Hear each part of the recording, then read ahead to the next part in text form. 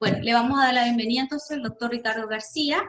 Él es psiquiatra infanto-juvenil, trabaja actualmente como profesor titular en la Universidad de Chile, en la unidad infanto-juvenil, ¿cierto? Y también trabaja en la Clínica Las Condes, ¿cierto? Como psiquiatra infanto-juvenil. Sí, sí. Bueno, la finalidad de la reunión de hoy día es poder hablar sobre el apoyo, la importancia del apoyo médico en los trastornos del neurodesarrollo. Ya nosotros como Centro Carén trabajamos con usuarios que requieren apoyo, ¿ya? Sin embargo, igual para nosotros es importante poder hacer una pesquisa y un diagnóstico diferencial desde un comienzo, ya porque muchas de las familias y también de estudiantes nos comentan cuál es como el diagnóstico diferencial desde pequeños. ¿Cómo lo pesquisamos, por ejemplo, hablando de un trastorno de neurodesarrollo, una diferenciación entre un déficit atencional, por ejemplo, o un trastorno del espectro autista? ¿Cómo lo ve usted desde la clínica? Bueno, que sabe, te agradezco primero que nada, digamos, la invitación a estar con ustedes y poder difundir un poco esta conversación que ayudan a aclarar conceptos y a difundir más acerca de la condición de niños autistas, ¿no? El diagnóstico es una situación central en la situación de los niños autistas, porque un diagnóstico oportuno y completo va a señalar los caminos también del tratamiento, ¿ya? Nosotros hablamos mucho más de una formulación diagnóstica en que hay una visión de salud mental del niño. Ya, y cuando hablamos de salud mental estamos hablando que este niño sea pleno, feliz y que pueda relacionarse y tener un rol en la sociedad, a pesar de que tenga una condición distinta. Pero para poder diagnosticar esta condición, obviamente tenemos que pensar primero que los trastornos del neurodesarrollo son varios, ¿ah? Y esto está dentro de los capítulos.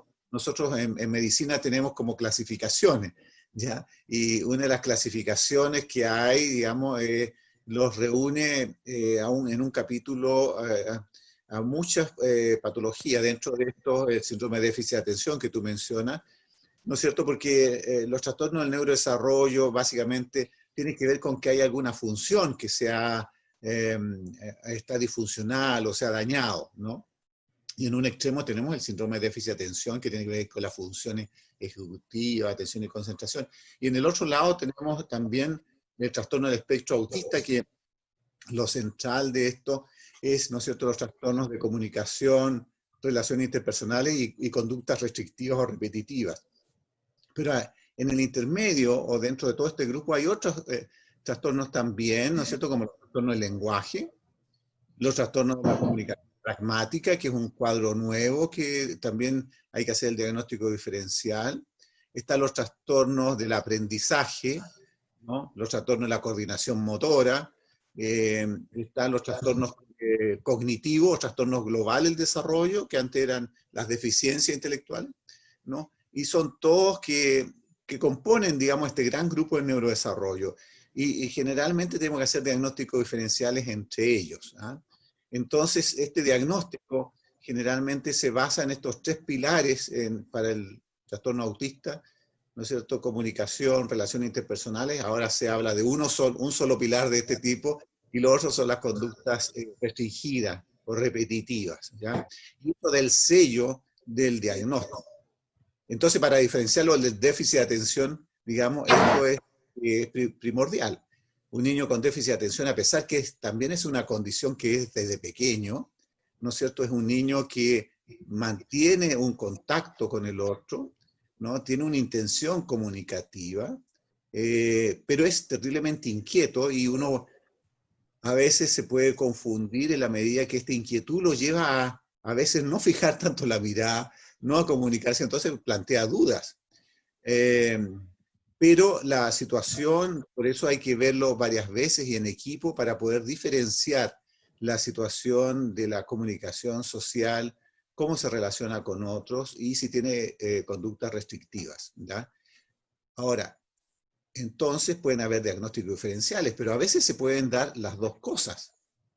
O sea, un niño autista puede tener un síndrome de déficit de atención, y al revés, un niño con déficit atencional puede tener rasgos autistas también, que le Perfecto.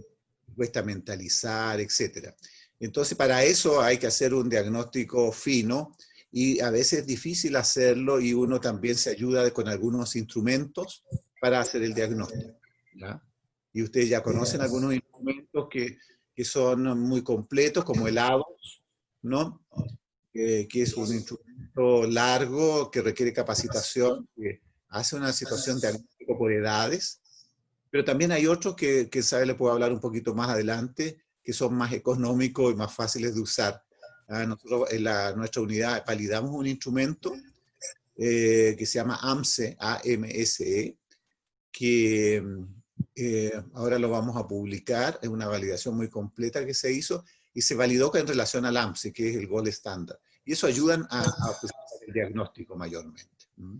Claro, porque se lo consulto, porque nosotros, a ver, desde un comienzo, ¿qué es qué es lo que hacemos? Desde el punto de vista como más, para llegar a un diagnóstico un poco más claro, hablando de TEA, por ejemplo, ocupamos un screening, que es el MChat, pero eso queda como modo screening solamente.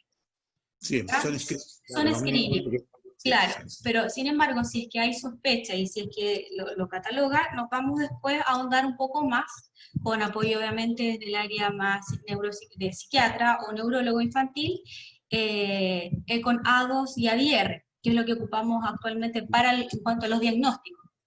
¿Ya? Claro. Ahora, si lo llevamos a la parte como más de diagnóstico diferencial con los otros trastornos del neurodesarrollo, claramente sí hay diferencias, por ejemplo, en el caso de los niños con trastornos de la comunicación, en donde no vemos estas conductas más estereotipadas o repetitivas, ¿cierto? Sí vemos trastornos en la Sí. comunicación, pero no esta diferencia característica de las conductas más estereotipadas o repetitivas, ¿cierto? Ujú. Aquí. Sí. Yo creo que es cierto, viendo, digamos, como los instrumentos que ayudan al diagnóstico, tenemos lo primero cuando las mamás son las primeras que se fijan, digamos, que hay algo raro, que no lo pueden especificar bien, ¿no? Y ahí es muy importante que todos los que están en la atención primaria pueden tener signos de alerta frente a eso. Y hay una serie, o sea, hay una pauta de signos de alerta que uno puede hacer tempranamente en los bebés antes del año. Entonces, los niños que no responden a las llamadas, a su nombre, ¿no es cierto? Que no fijan la mirada, que no se sonríen, que las mamás se dan cuenta de esta cosa. Y nosotros Así es. hicimos un estudio que las mamás muchas veces cuando tienen estos signos de alerta consultan, pero a veces los médicos lo ven, no le hacen, esperan que pase un tiempo más para hacerle las pruebas de desarrollo que se hacen en la atención primaria, o etcétera. Pero ahí estamos perdiendo tiempo. En general, nosotros hicimos un estudio y hay una demora de más o menos 29 meses entre que la mamá consulta por primera vez hasta que se hace el diagnóstico, ¿ya? Y Perfecto. entonces, Ya. eso es mucho, mucho tiempo. Ese tiempo, digamos, que es valioso, Dos casi 2 años, años, claro. casi 2 años, que es un tiempo precioso. Y después tenemos lo que tú nombras, el chat M, ¿no es cierto? El M-Chat, ¿no? Y ahora se validó el F-Chat, ¿no? El F-Chat es base al M-Chat, pero la enfermera o la que lo pasa, esto se usa para niños de 16 a 24 meses, ¿no es cierto? En los ítems positivos allí, la enfermera hace una repregunta, ¿no? Para, digamos, eliminar los falsos positivos. Entonces, vuelve a preguntar los ítems que salieron, digamos, como positivos para TA, lo vuelve a repreguntar, y entonces queda como un cuestionario mucho más confiable. Entonces son las primeras ayudas diagnósticas. Y luego ya tenemos estos otros instrumentos. Pero quién sabe, lo que sí hemos visto, que estos instrumentos que son más elaborados como el ADOS, el ADR, ¿no es cierto? No hacen diagnóstico. Estamos viendo aquí en Chile que se está usando muchas veces, persona dice, bueno, para hacer autismo hay que pedirle un ADOS. No, el diagnóstico es clínico. Y ojalá el diagnóstico sea hecho por un grupo. ¿no? En que el médico participa, pero ya no tenemos esta situación de que el médico es el único que hace el diagnóstico, no. Lo ideal es hacerlo en equipo, ¿ah? En Así donde es. está la terapeuta ocupacional, la fonoaudióloga, ¿no? La psicóloga también, sí, en los niños más grandes especialmente, y el médico que puede ser un psiquiatra o un neurólogo, o un pediatra capacitado también puede ser, ¿m? De todas maneras. Perfecto, perfecto, súper bien. Ahora, con respecto a la epidemiología del té acá en Chile y salud pública, nosotros tenemos una guía clínica que es del 2011. Sí, pues, Así es, pero es muy antigua porque está hecha con la nomenclatura del DSM-4. claro. Entonces, queríamos más o menos ahondar y saber cómo va el TEA en lo que es salud pública, cómo va avanzando, porque tampoco hay un catastro claro de cuánta población en nuestro país hay en lo que respecta al trastorno del espectro autista. Usted estuvo hace poco en un seminario hablando de eso, por lo que tengo entendido, Sí. ahí para que nos cuente un poco. Sí, mira, en realidad no hay ningún estudio epidemiológico hecho en población general de autismo, ¿ah? No existe en Chile. No han salido algunas cifras, pero digamos son básicamente como son estudios internacionales que lo aplican aquí en Chile, digamos. Entonces uno hace una aproximación de lo que podría ser en Chile, ¿no? De todo. Pero realmente estudio epidemiológico es lo que nos hace falta que sea poblacional. Lo que existe de estudios epidemiológicos son de trastornos psiquiátricos en general en menores de 18 años, de 4 a 18 años. De eso tenemos, pero no se consideró ahí en los trastornos del espectro autista, ¿ya? Mm, Sabemos que esa frecuencia o prevalencia de que tengan trastornos psiquiátricos los niños alcanza como un 24-25%, ¿ya? Pero no alcanza eso. Ahora, los estudios internacionales, ¿no es cierto?, muestran un incremento de la prevalencia que ha llamado a todos la atención, ¿ya? exponencial, sí, totalmente. Exponencial. Y ahora Uno. los últimos estudios que han hecho un centro de vigilancia epidemiológica en Estados Unidos dice que uno de cada 58 niños puede presentar espectro autista. Ahora, es discutido, pero se han hecho en otros países y las cifras son más o menos cercanas. Pero sí se ha llegado a un cierto consenso que por lo menos, actualmente estamos hablando que de la población infantil es como de un 1%, ya que hace. Entonces, haciendo una relación de los estudios internacionales, de cuántos, si tenemos uno por cada 54, 58 niños, tenemos una cantidad bastante apreciable de niños, que serían más o menos 800, unos 820.000 niños, digamos, si hacemos como el 1%, ¿no? Pero eso eh, es una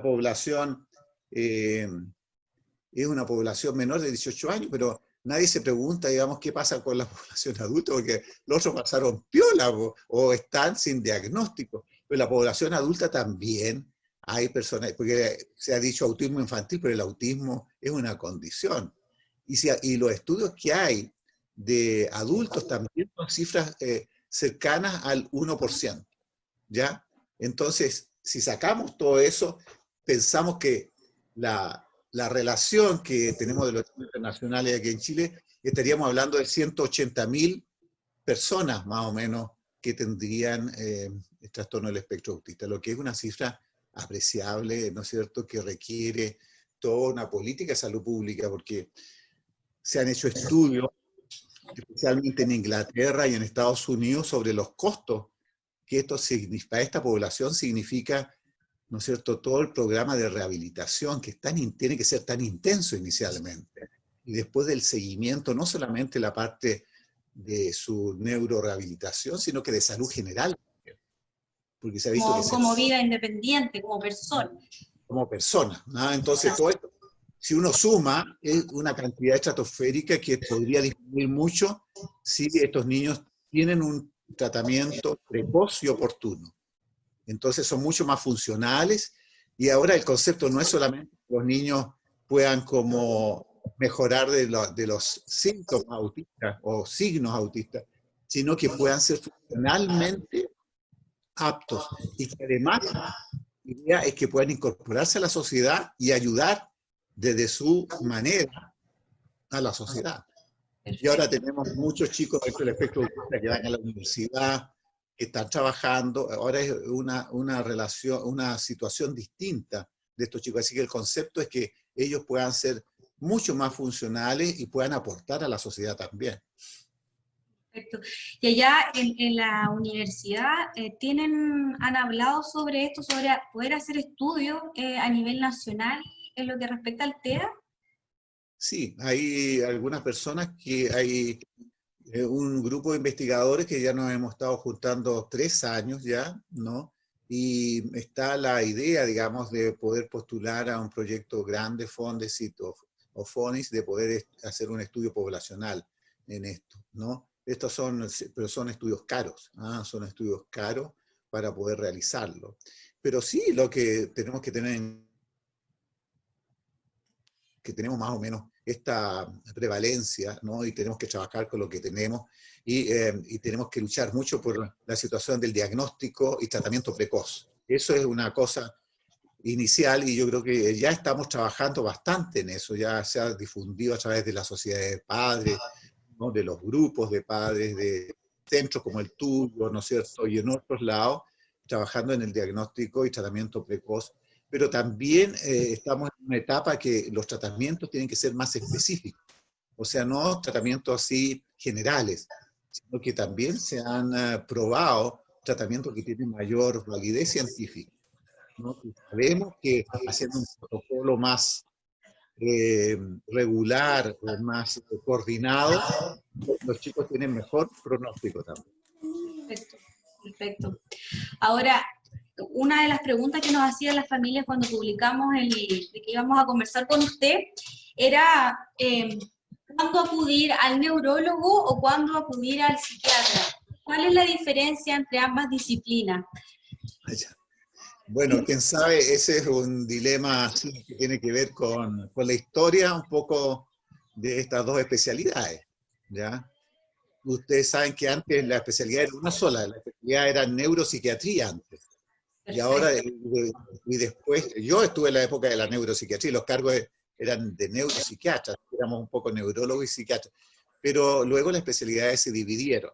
Yo diría que cuál de los que esté mejor capacitado, digamos, y hay diferencia. Yo creo que la idea es que actualmente se está haciendo una capacitación mayor en los trastornos del espectro autista por la demanda que hay, por el lugar que ocupa actualmente. Entonces hay una formación más en el neurólogo y más en el psiquiatra. Ahora, los estudios han dicho que la gente, hicimos una encuesta, y a los primeros que consultan en general, ven las personas, consultan más cuando son pequeños al neurólogo, ¿ah? Consultan más, es lo que aparece. Porque también lo ven menos amenazante. El psiquiatra todavía está con el estigma, digamos, que vemos puras locuras. Pastillas, sí, exacto. Sí, entonces para ellos es menos amenazante ir donde el neurólogo. Pero hay que ir donde un neurólogo capacitado. ¿Ah? La situación es neurodesarrollo. Lo segundo que diagnostican tempranamente a los niños son los equipos de la atención primaria, son los médicos de atención primaria, con los Perfecto. equipos, con los equipos. Y en tercer lugar son los psiquiatras, ¿ya? Ahora, ¿cuál diría yo? El que sea más capacitado. Ahora, ¿cuál es la diferencia? Es que posiblemente el psiquiatra tenga una visión más integral, digamos, con la formación, ¿no es cierto?, de salud mental.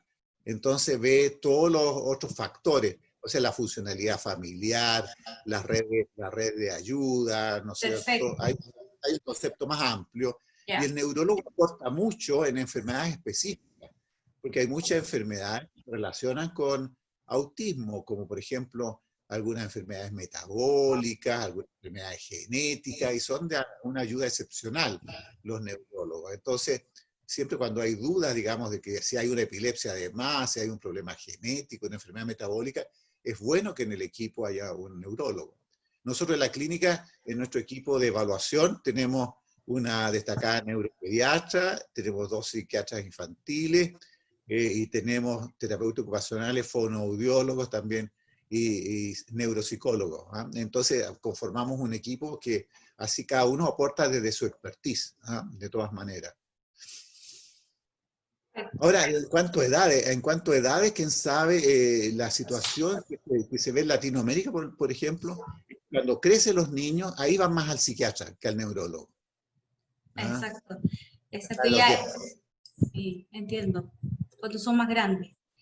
Cuando son más grandes, los adolescentes, y también para diagnosticar a las niñas, ¿no? Porque tenemos más expertise en ver las alteraciones psicopatológicas en los niños más grandes también.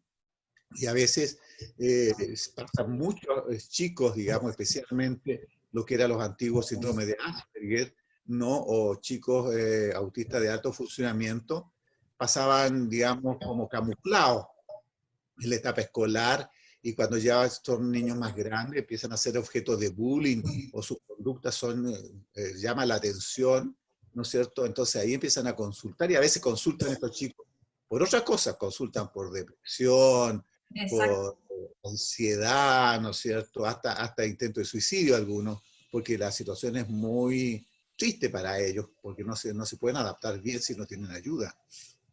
Sí. Doctor, antes de seguir avanzando en las preguntas que nos hacía la familia, me gustaría que ahondar un poco, me gustó el tema de la visión como psiquiátrica, que ustedes no solamente abordan a la persona como un ente, como clínico, sino que también abordan otras áreas. Me gustaría que nos explicara un poquito eso. Ustedes ven la Sí. parte más familiar, todo lo que conforma al niño en este caso. Sí, nosotros en nuestra área de psiquiatría, en el área norte de la Universidad de Chile, trabajamos lo que llamamos formulación diagnóstica. Esto quiere decir de estudiar a través de la historia clínica, que todas las profesionales de la salud lo saben, ¿no es cierto?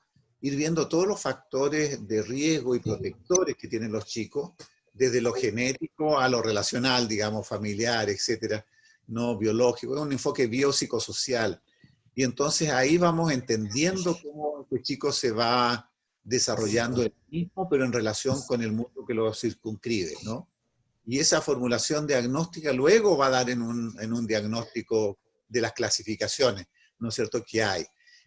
Pero la idea es, a ver, lo central es que nosotros veamos la condición del chico en una doble dimensión, en una dimensión de la patología, que en este caso es un trastorno del espectro autista, que va desde leve hasta severo, que puede ser y funcionalmente también, pero la otra dimensión es la dimensión de salud mental, ¿ya? Y la idea es que podamos hacer un diagnóstico de las dos áreas, y nuestro objetivo va a ser disminuir los signos centrales o las consecuencias centrales del autismo, pero también de mejorar su calidad de vida, que es lo de salud mental. Entonces siempre tenemos que tener esta doble dimensión, la dimensión de la patología y la dimensión de salud mental, ¿ya? Perfecto. Y eso va a correr para la familia también, porque la familia, ¿no es cierto?, sabemos que se afecta su salud mental no solamente psíquicamente, sino que económicamente también. Entonces es como una cosa que se va sumando y se va agregando. La salud mental a veces de las mamás, las cuidadoras especialmente, ya todos lo conocemos, lo que significa para ellas y para los hermanos también. Entonces también hay que hacer una mirada de salud mental a la familia y llevarlo hacia una mejor salud mental con una persona que tiene esta condición. Totalmente de acuerdo, sí, por eso se lo comentaba, porque ahora también cuando hablamos de TEA, siempre hablamos no solamente del niño, sino que también incluye en las estadísticas a la familia. Es todo un sistema. El colegio también, ¿no es cierto? Los sistemas educativos, ¿no? Que también tienen que ser sitios de inclusión, ¿cierto?, que aseguran una mejor salud mental de los chicos, ¿no? Entonces, van creciendo los niños y van creciendo en otros sistemas funcionales. Entonces, uno tiene que hacer un barrido en todas estas dimensiones. Por eso es lo que nos dedicamos a la parte de niños y adolescentes, un trabajo, yo digo siempre, más extenuante, porque uno tiene que estar en relación con los sistemas que ayudan al desarrollo, y especialmente de estos niños, ¿ah? Perfecto, perfecto. Y ahora, con relación a eso, siguiendo un poco con el tema de los medicamentos, ¿cuándo es adecuado medicar a un niño? ¿En qué momento? ¿En qué conductas? Ya. Bueno, la situación de los medicamentos es un tema, porque realmente los medicamentos están dirigidos a síntomas accesorios al espectro autista. O sea, son situaciones cuando los niños tienen problemas de conducta, cuando están irritables, cuando hacen pataletas enormes, ¿no es cierto?, explosivas, o también cuando están los niños con bajo ánimo, porque los niños autistas pueden tener depresión también, y pueden tener bipolaridad también, más raro, pero también pueden tener. Y entonces, cuando hay esos síntomas, se requiere dejar algunos medicamentos. Niños que son muy ansiosos también, ¿no es cierto? Ya hemos visto los niños cuando están como terriblemente estresados, ¿no es cierto? Situación que no se acomoda a ellos, los niños se ponen inquietos, ¿no es cierto? Se muerden más, aumenta las estereotipias, no pueden dormir en la noche. Entonces, en estas situaciones sintomáticas, dejamos medicamentos, pero no actuamos en el centro, en el corazón del espectro autista. Son estos elementos de comunicación, intención comunicativa, relaciones y las conductas estereotipadas. No vamos a ese tema. Sin embargo, ahora ha avanzado tanto la ciencia que actualmente está un medicamento que está relacionado, digamos, con hormonas, etcétera, que llegan al sistema nervioso central, que tienen un efecto sobre esto que estamos hablando, los síntomas centrales, cosa que es una novedad. Esto está funcionando, así como las vacunas del COVID de alguna manera, están investigando un medicamento que va al centro, porque no tenemos medicamentos de ese tipo. Así que solamente los medicamentos que tenemos es para controlar los síntomas que aparecen. Perfecto. Y a veces son necesarios, los niños pueden obtener una buena regulación, especialmente los niños que tienen niveles intelectuales más bajitos, ¿no es cierto? Y actuar muy drásticamente, con pataletas muy orgánicas. Perfecto. Pues me salió aquí que acaba en 40 minutos. ¿Esto tendrá tope o Zoom ya dejó libre? A veces, Dana, dicen se extienden un tiempo más. A veces, ¿sí? Pero a veces hay que volver a meterse. Ya, si se nos acaba y nos volvemos a meter. Claro. Perfecto. Ahora bien, cuando un niño TEA avanza en el tiempo, ¿qué es lo que usted ha visto desde el punto de vista de experiencia clínica, desde que ya es más preescolar, escolar y avanza a la adolescencia, a nivel conductual, desde el punto de vista más psiquiátrico? ¿Qué abordan? ¿Qué se abordan? Usted lo había hablado de que efectivamente llegan a la consulta por otras cosas, por depresión, para que nos comente un poco cómo son las características de los niños más adolescentes principalmente. Ya. Bueno, quién sabe, ahí tenemos que ver las trayectorias evolutivas que tiene la condición autista. Se ha visto, digamos, que a veces puede haber muchas trayectorias evolutivas. ¿Ya? Y esto está generalmente dominado por si el niño desarrolla o no lenguaje. Yo creo que esa es una de las características, la situación de desarrollar lenguaje y lenguaje verbal, y lo que significa que va de la mano con un mejor desarrollo cognitivo, ¿no es cierto?, tiene un mejor pronóstico posteriormente. Y la otra cosa que se ha visto en un estudio de 30 años, que la otra variable es las conductas sociales, entre comillas, porque hay niños autistas que tienen como conductas sociales medias estereotipadas, pero tienen conductas sociales, de repente sonríen, ¿no es cierto? Tienen una forma de llegar, y especialmente las niñitas, ¿no?, que son menos, y entonces ese tipo de niños, digamos, con lenguaje verbal, con un mejor nivel cognitivo y conductas prosociales, tienen un mejor desarrollo hacia adelante. Tal es así que ese grupo, hay un grupo que se ha ido destacando, que tienen un desarrollo muy cercano a lo que es un desarrollo normal, cosa que antes ni se pensaba, ¿no? Generalmente son niños de estimulación temprana, pero parece ser que también hay un grupo de niños que va hacia una evolución más benigna, ¿no? Ahora, lo que tú decías es que muchas veces, en el transcurso de la vida, estos niños, al no tener ya sea tratamiento o la situación de salud mental apropiada, van adquiriendo comorbilidades, o sea que viene otra alteración, ¿no? Y ahí vienen los trastornos ansiosos, los trastornos conductuales severos, y eso hace más grave su rehabilitación, y ahí requieren tratamiento psiquiátrico de todas maneras, pero son menos los niños. Yo creo que ¿Y eso tendrá como relación con los grados de severidad? sí, se ha visto, digamos, que los chicos que tienen mayor grado de nivel orgánico o déficit cognitivo tienen más problemas, ¿no es cierto?, conductuales, más problemas de adaptación también, ¿no? Perfecto. Sin embargo, los niños que tienen buen desarrollo intelectual y no tienen una terapia psicológica o de acompañamiento terapéutico, muchas veces desarrollan problemas ansiosos y depresivos, ¿no? Porque ellos pueden darse cuenta de su diferencia, su modo distinto de funcionar. Y entonces ahí vienen estas cosas, digamos, que hemos visto también de niños que intentan contra su vida o van a consultar por problemas graves, ¿no? De todas maneras. Entonces, un concepto de gravedad es un concepto de que el niño pueda tener una dificultad cognitiva tempranamente, pero lo otro es que tenga comorbilidades que pueden aparecer más adelante. Pero hay un grupo que también va funcionando y se va incorporando a la sociedad cada vez más, y eso es extraordinario. O sea, y eso fue uno de los motivos que a mí me ha gustado tanto dedicarme a los trastornos del espectro autista, ¿no? Por tener experiencia, también experiencia temprana. Tempranamente me fui como médico especialista a Talca, ¿ya? Y era la época que no había ni tratamiento, etcétera. Y llegaban los niños no verbales, las mamás a preguntar, ¿no? Y cuando uno podía distinguir los niños autistas, entonces me tocó tener experiencia de trabajar como terapeuta yo, porque todavía nadie sabía de nada en esa época. Así que los primeros libros de rehabilitación que me acuerdo eran de Ivar Lovaas, conductual total, que era un protocolo, pero era en sí casi robótico, pero era lo que tenía. Y entonces un niño de 3 años y medio no verbal, empezamos un tratamiento.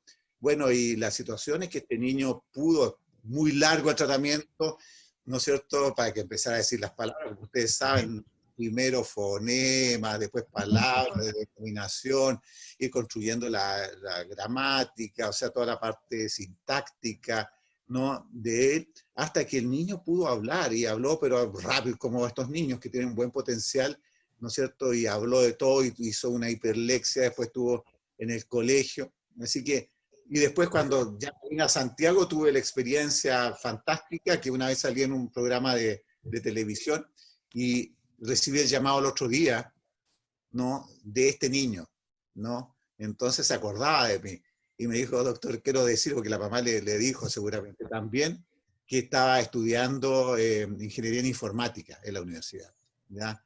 Entonces, ver esas evoluciones, ¿no es cierto?, te dejan marcado para siempre. O sea que es posible, ¿ah? Que es posible hacerlo. Por eso que la situación del trabajo intenso, ¿no?, de diagnóstico precoz, cuando la mamá tiene una sensación que algo es diferente, hay que ponerle atención, hay que ver las señales de alerta, hay que hacerle el chat F o M, el que esté a la casa. El que esté ahí. Exacto, y empezar a trabajar, ahí empezar a trabajar. Y en eso estamos, ¿ah? Aquí en Perfecto. Chile estamos en esa línea, y esto se debe mucho a las cosas que se han conseguido, de que la gente pueda estar presionando a que exija más diagnóstico y más tratamiento. Y los papás han hecho mucho aporte en eso, en la medida que ya tienen mucho más conocimiento de la condición autista. Perfecto.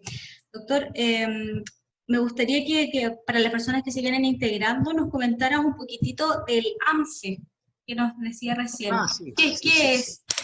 Más o menos. Mira, esto fue que surgió la necesidad de establecer un screening también de autismo que fuera accesible, simple, ¿no es cierto?, que tuviera una validez para sospechar autismo en niños y en adultos, o sea, en todas las edades. Hay un grupo de psiquiatras en una universidad de Nueva York ideó este AMSE, que es un examen del estado mental en autistas. ¿Sí? Un poco eso es la traducción en inglés. Estamos hablando del AMSE como una nueva alternativa de ayuda al diagnóstico, ¿no es cierto?, que para hacerlo más asequible a los demás, ¿no es cierto?, en vista que prevalencia es tan alta, ya hemos dicho un 1%.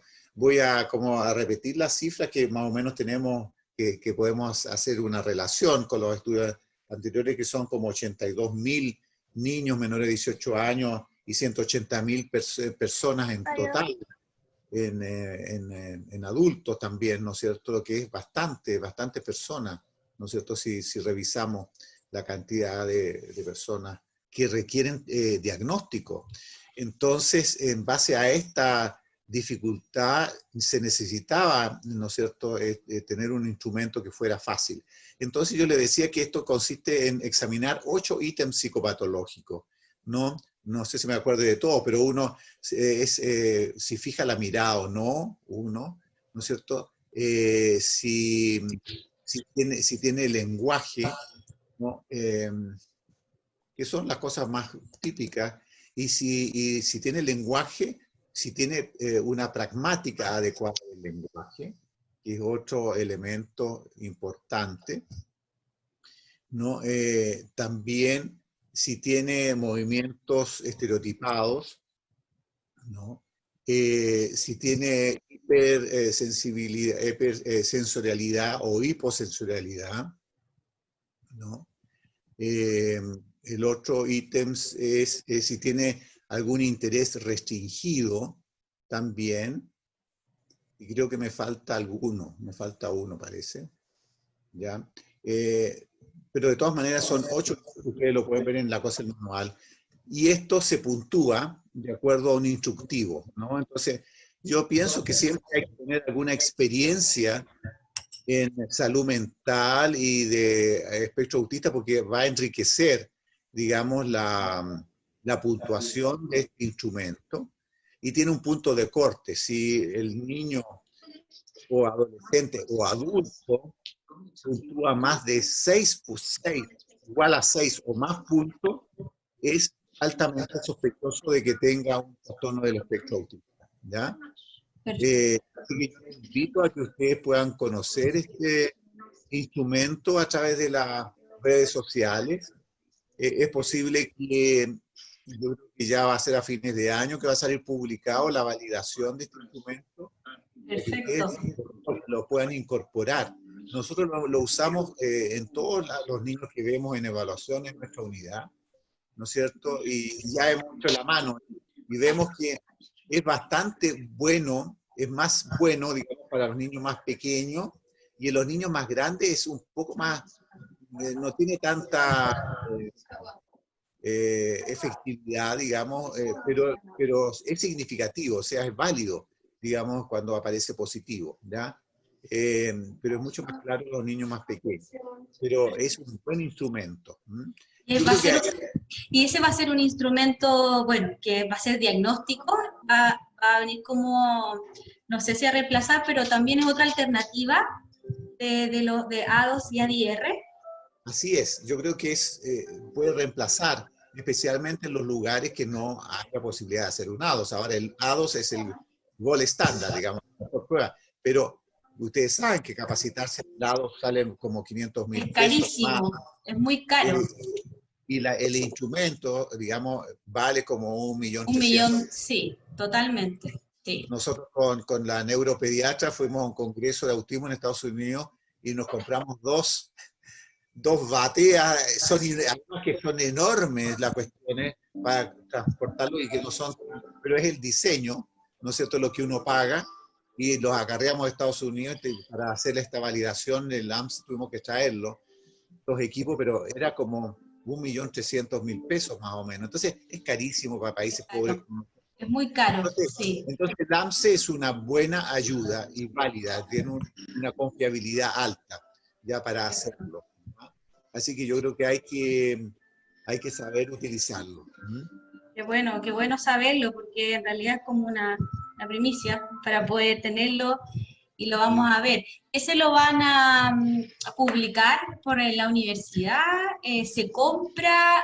¿Hay que capacitarse? ¿Cómo se va a poder...? Fíjate que realmente lo ideal es poder capacitarse con un equipo clínico, lo ideal. Pero ustedes pueden, las personas que ya son profesionales, que tienen años de trabajo en esto, ustedes pueden autocapacitarse con el manual que hay. Digamos, así que si alguien lee inglés, digamos, y puede traducirlo, ¿no es cierto? Es muy fácil, es muy didáctico y pueden utilizarlo también. Ahora, si ustedes quieren, también, si nos escriben a nosotros, a la unidad, podemos mandarle el instrumento y el instructivo, porque el instructivo es muy, ustedes van a mirarlo y es un instructivo muy, a ver, como manual de los cortapalos, así, pero rápidamente ustedes se van a ubicar, porque eso es lo que uno busca, básicamente, cuando hace un examen mental. Por eso que es un examen mental, digamos, es un examen mental dirigido, ¿ya? En los puntos centrales del autismo. Perfecto, y ese va a ir dirigido para que lo apliquen todos los profesionales. Los profesionales que tengan alguna experiencia en autismo y de salud mental también. Pero nuevamente ahí vamos a estar centrados solamente en el cuadro, en buscar los síntomas centrales. Es que a eso voy, exacto. Tengo que hacer el diagnóstico completo. Global. Y eso, global, y eso lo tiene que hacer un equipo. Por eso que lo ideal es que se trabaje en centro y equipo de profesionales. Es la forma.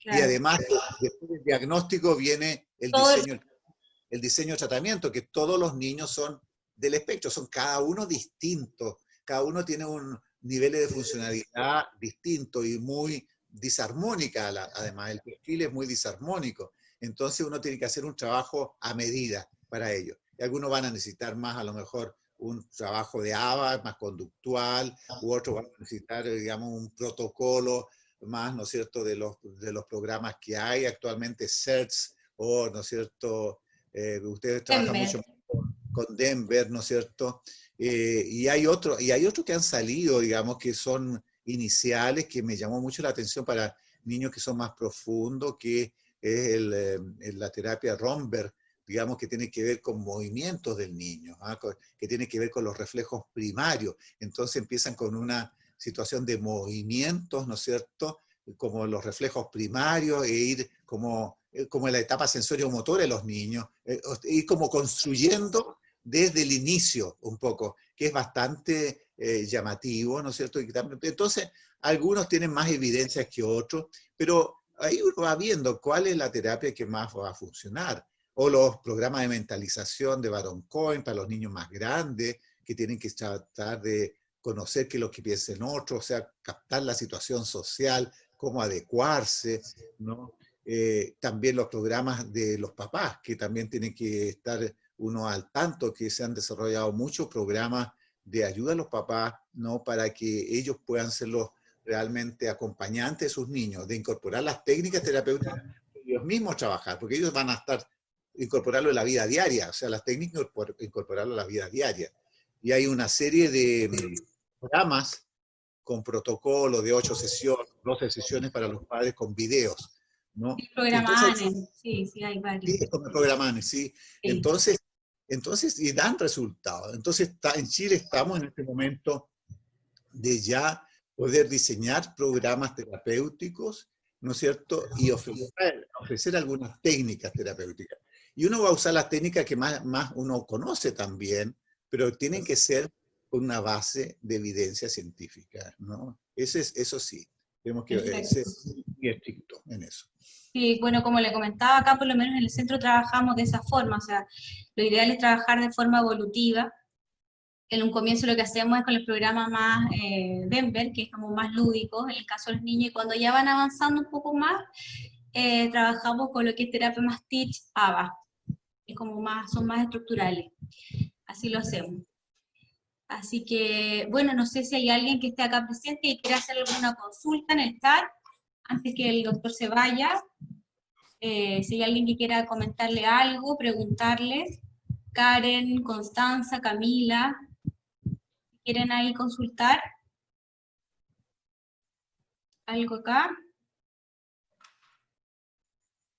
Quizás yo quisiera agregar, por ejemplo, ya que ustedes están trabajando con Denver, hay otro grupo que está trabajando bastante bien con una visión Denver, pero es bien ecléctico, que han incorporado, esto es en la región de Valparaíso, ¿ya? Y en Valparaíso incorporaron a los centros esto de Chile Crece Contigo, la sala de estimulación temprana, ¿sí?, ¿no es cierto?, que están en los servicios de atención primaria, en algunos hospitales también, entonces han diferenciado a los niños del espectro y le han hecho un programa especial basado en el Denver, ¿ya? Y es bien interesante porque ganaron un concurso regional y fue bastante de dinero para tener personas que trabajen con un equipo como el de ustedes, así, trabajando específicamente, pero ya incorporados dentro de un programa. Y eso es la cosa que tenemos que hacer, por un lado, en salud, pero también especialmente en educación, porque en educación tenemos personas que que